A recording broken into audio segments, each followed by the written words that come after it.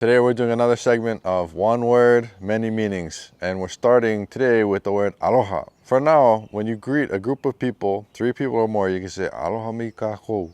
Yeah.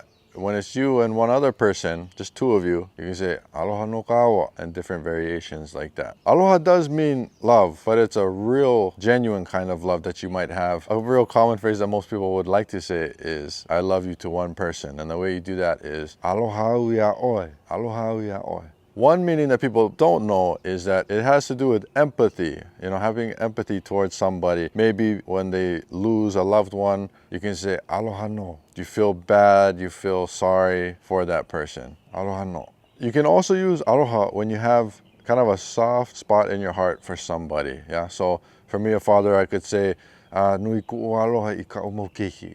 Yeah, I have a soft spot in my heart for my kids. Yeah. There's a lot of it that's rolled up into that word.